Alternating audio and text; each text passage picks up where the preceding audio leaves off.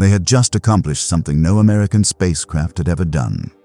Two vehicles joined together in orbit, more than 160 kilometers above the Earth.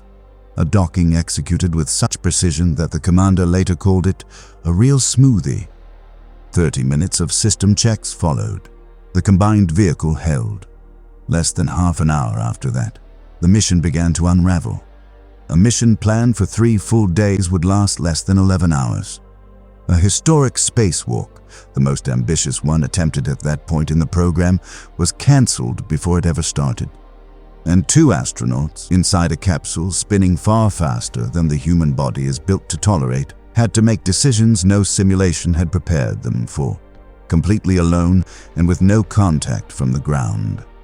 What happened on March 16, 1966, is widely regarded as one of the closest calls in the history of human spaceflight.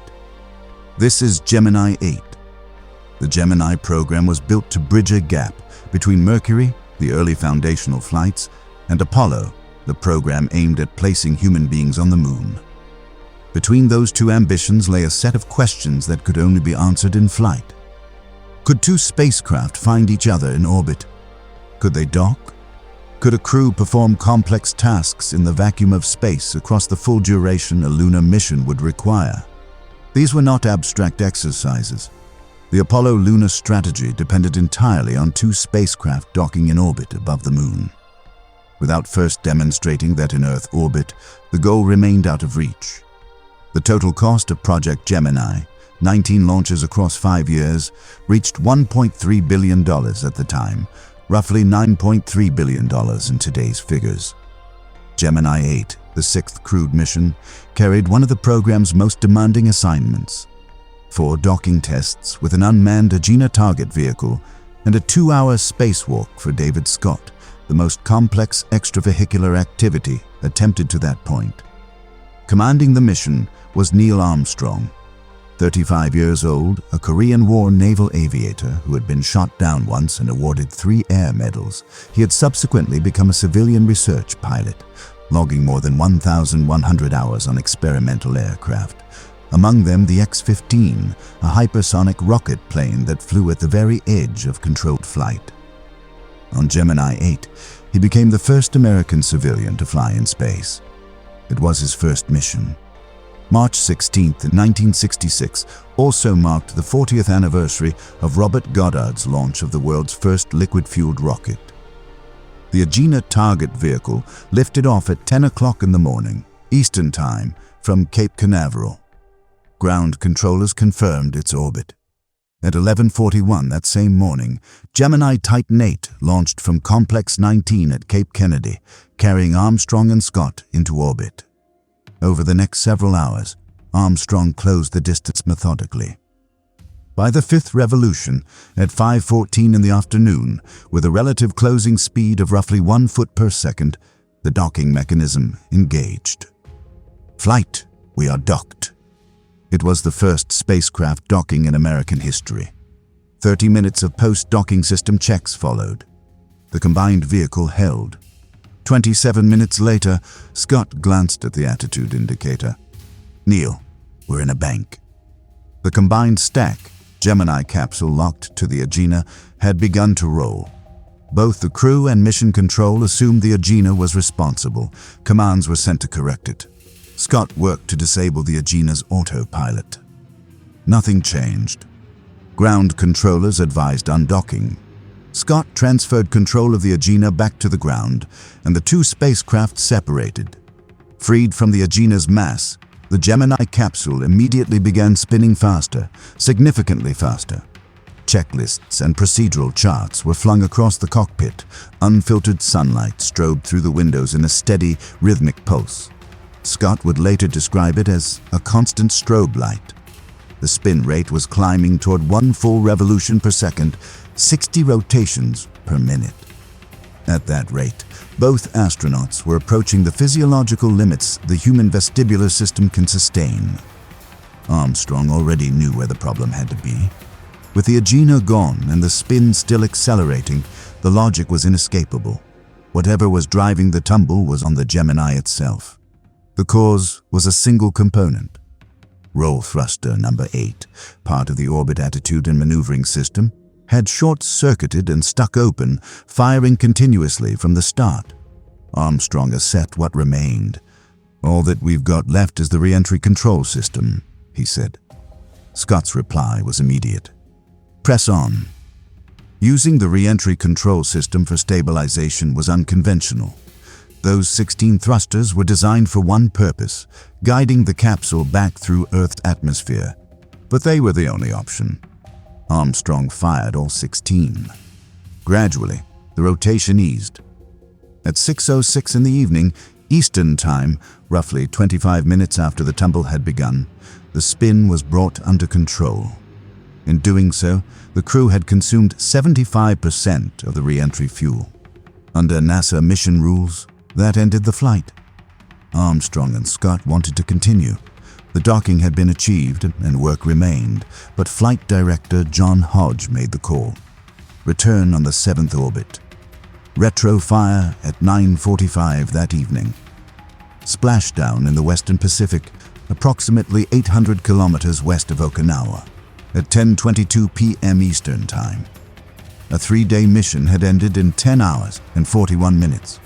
An Air Force rescue aircraft spotted the capsule descending and dropped pararescue divers to secure it. The destroyer USS Leonard F. Mason arrived 3 hours later, having steamed at full speed toward the recovery zone. Both astronauts were reported tired but in good health, and upon their return, each was awarded NASA's Exceptional Service Medal. Post-flight analysis confirmed the fault: a short circuit in the wiring to OAMS thruster number 8. The component itself could not be examined. The adapter module had been jettisoned before re-entry, as per standard procedure, and engineers worked from instrumentation recordings. Flight Director Chris Kraft later distilled what the program had learned. Never put electrical power to any system unless it's supposed to be on. What rarely gets noted is the context in which Armstrong made his most critical decisions. When he disabled the OAMS, committed all 16 RCS thrusters, and effectively ended the mission, Gemini 8 was completely out of radio contact with the ground. No guidance from mission control, no confirmation of any kind. He had assessed a failure mode that had never appeared in any simulation he had trained for, and he resolved it alone, in real time, while the capsule was rotating at 60 revolutions per minute. A second detail is equally easy to overlook. The malfunction began 27 minutes after docking, while both astronauts were still inside the capsule. Had it occurred even slightly later, during Scott's scheduled spacewalk, the circumstances would have been fundamentally different. Some analysts believe Scott, positioned outside the vehicle, might have spotted the continuously firing thruster and alerted Armstrong immediately.